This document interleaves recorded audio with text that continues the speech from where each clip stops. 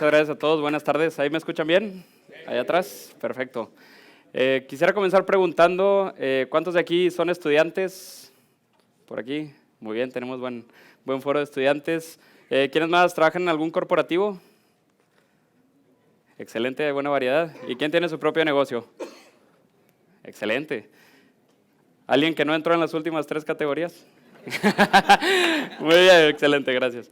Muy bien, cuando estaba preparando esta plática me recordé en una frase que solía decirnos un profesor ahí en la Escuela de Ingeniería Mecánica, que de aquí del TEC de Monterrey, que él solía decir, cuando una persona te va a decir algo es porque para esa persona eso es muy importante, ¿verdad?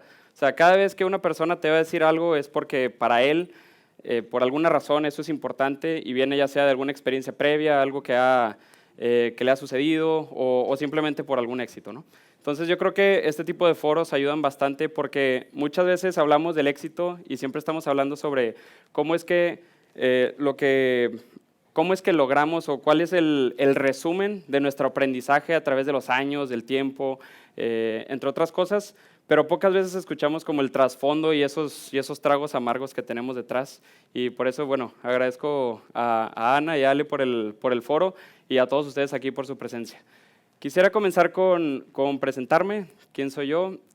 Bueno, yo soy Arturo Martínez Torres. Yo actualmente soy ingeniero en innovación por el TEC de Monterrey. Y bueno, tengo aquí el breve paréntesis. Yo tengo un negocio de guayaberas, pero principalmente me dedico a liderar los esfuerzos de innovación en Grupo Quimco. Para quienes no conozcan, Grupo Quimco es una empresa de metalmecánica. Hacemos fundición, forjados, maquinados y también hacemos tractores, máquinas de construcción, entre otras cosas, ¿verdad? Entonces es muy variado y pues gracias a Dios la innovación, ese sí no discrimina en ningún tipo de industria. Entonces, bueno, quisiera comenzar platicando un poco sobre mí. Yo suelo ser alguien muy proactivo. A veces yo mismo me odio por eso, porque luego a veces ya tenemos tanto trabajo encima que batallamos para delegar, pero como tal, como persona, soy alguien que por naturaleza soy muy competitivo y muy empático a la vez. Entonces, me gusta que trabajar en equipo, me gusta que estemos desarrollando iniciativas en comunidad y que pues yo soy fiel creyente de que juntos podemos llegar mucho más lejos a generar las cosas y por eso es bueno que estemos todos aquí reunidos.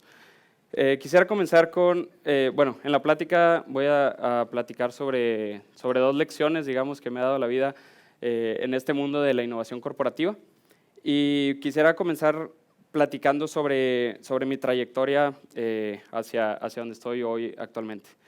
Cuando comencé mi carrera, pues yo tenía mucha incertidumbre, ¿no? Sobre qué es innovación, dónde va a terminar, de qué se trata. Y en realidad, pues yo soy de la 3ª generación de innovación del TEC de Monterrey y no había más que los de 6º semestre que nos platicaran un poco sobre esto, pero no habían graduados, no había quien nos dijera de qué se trata innovación. Gracias a Dios, ahorita ya hay un poco más y para aquellos que estudian innovación, por favor, con confianza.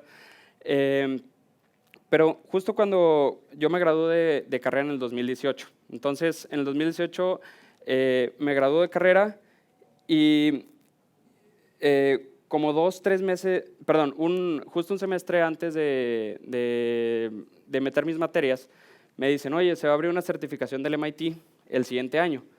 Entonces yo me gradué en diciembre y dije, bueno, pues ni modo, voy a aplazar mi graduación y voy a esperarme hasta a la certificación. La certificación era en verano, entonces si yo llevaba esa materia en verano, estábamos hablando de que iba a aplazar mi graduación un año entero solamente por el verano, ¿no? Entonces me aventé, dije, ok, vamos a hacer esto. Y entonces en diciembre prácticamente me gradué entre comillas, sin el título, y me dicen, ok, tienes que pasar por esta serie de entrevistas, etcétera. Total, quedé, gracias a Dios, en esa certificación. Pero en todo ese año yo entro a una empresa a trabajar, al área de innovación, y prácticamente, pues, bueno, realmente era practicante, y lo que me dijeron fue, tú tienes que liderar toda la innovación aquí en la empresa y a ver cómo le haces. Entonces yo así como, ¿qué está pasando? ¿No? Entonces empecé a hacer proyectos, asesorarme con profesores, etcétera, entre otras cosas. Llega el día de la certificación, y les digo, voy a poner en pausa esto, voy a enfocarme 100% aquí.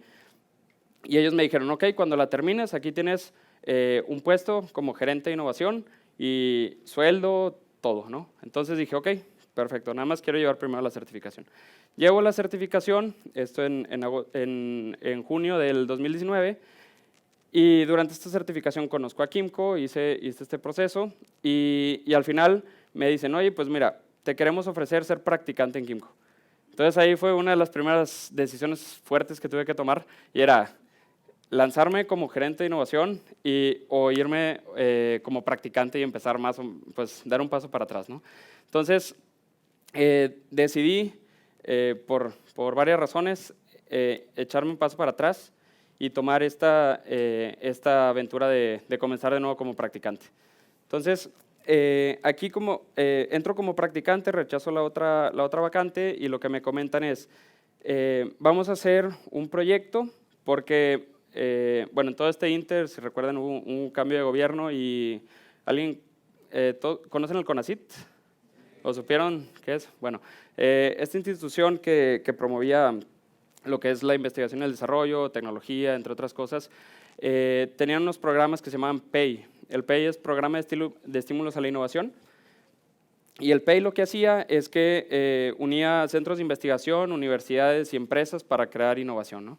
Entonces, para los que han hecho un PEI o han escuchado de esto, es un proceso intensivo para poder hacer la aplicación, obtener el recurso, entre otras cosas. Bueno, si eso lo ponemos a la N potencia, es algo que se llama ProSoft. Es otro tema con la Secretaría de Economía y es algo bien complicado. Entonces, entro como practicante, pero me dicen, tú vas a liderar esto porque no tenemos quien más lo haga, ¿ok? Entonces, decimos, ok, vamos a comenzarlo. Y es un trabajo inmenso, literalmente cada centavo que vas a hacer, que vas a utilizar, lo tienes que justificar y tienes que poner la cotización y hasta el número de serie de la silla que vas a comprar. Si compraste 100 sillas, son los números de serie de las 100 sillas, entre otras cosas, ¿no? Entonces, ya que estoy trabajando con ese proceso, fue un proceso de 6 meses, muy intensivo, y pues bueno, finalmente, de hecho, lo vi hoy aquí en el escritorio, es esto, para que se den una idea. O sea, este es el proyecto del ProSoft, fue mi primer proyecto ahí en Kimco. Era junto con otros corporativos y era hacer un centro de movilidad urbana sustentable, un centro de electromovilidad aquí en el TEC de Monterrey. Ya teníamos todo, hacemos la presentación y pues resulta que le cancelan el presupuesto 100% a la Secretaría de Economía y todo esto prácticamente pues a la basura, ¿verdad?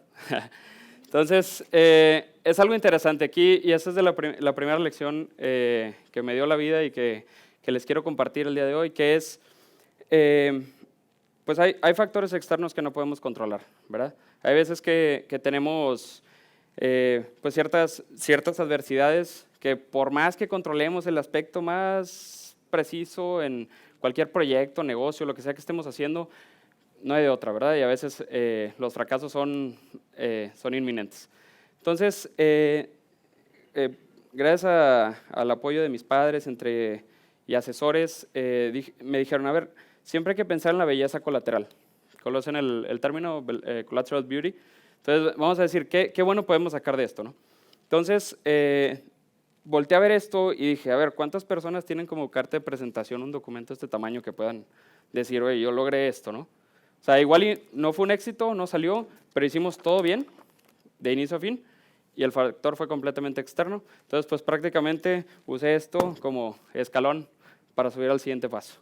Gracias a esto, que lo quiero mucho, por eso no se crean.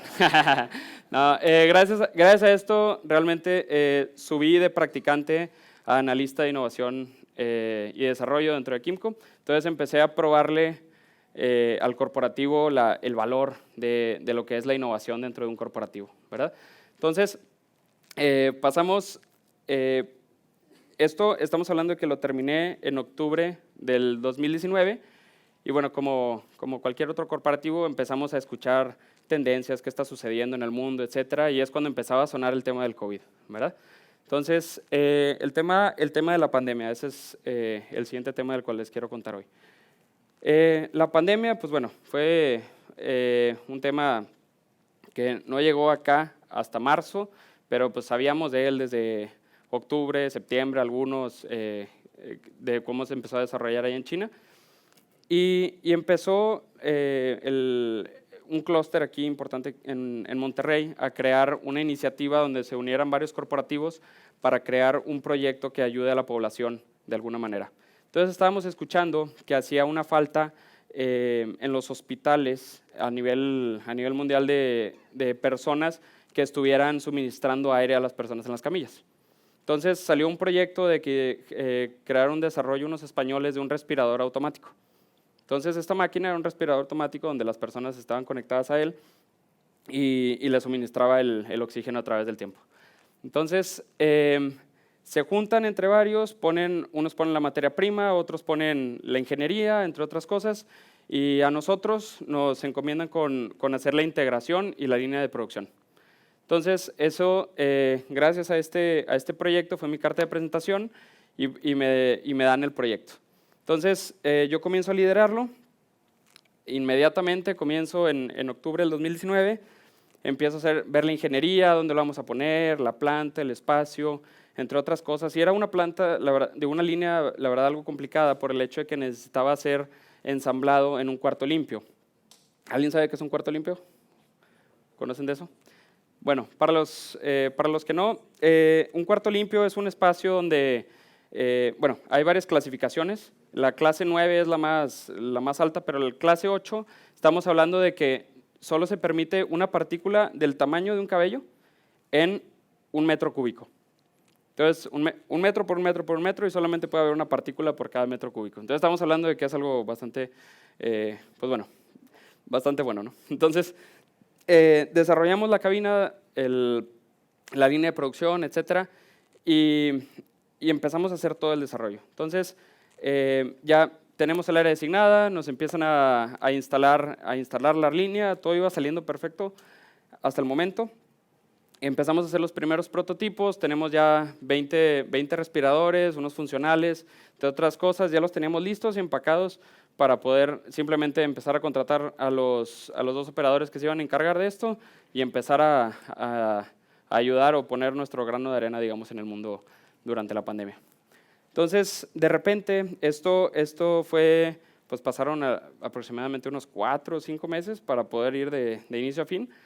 Ya teníamos todo al 100%, y de repente sale una pregunta así del aire.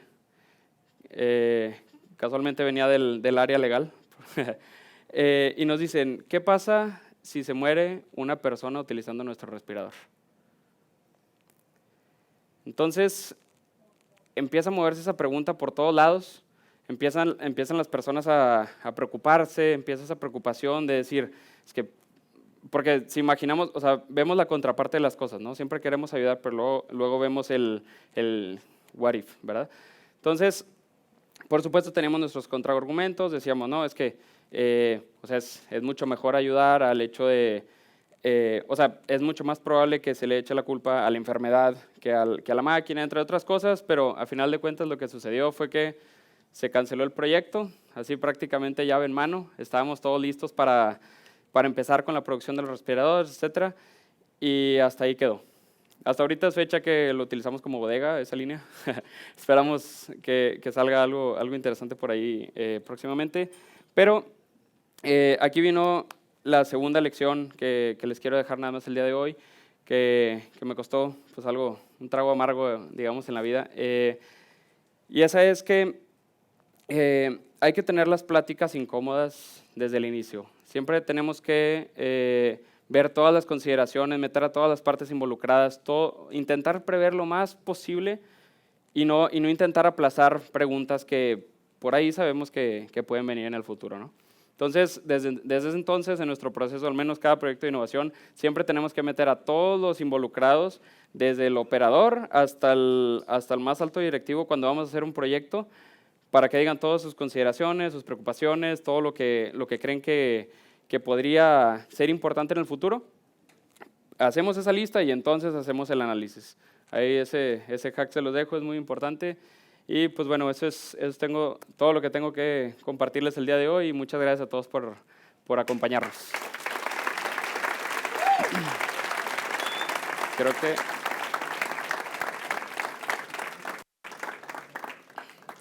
Creo que hay un espacio para 2 preguntas. Así que les vamos a pasar a Abo, al que tenga alguna pregunta. Mi compañero que tiene guayabera, a ver. Ay, Perdóname. Buenas noches. ¿Cómo es tu proceso de, bueno, ahorita que platicabas 2 fracasos Sí.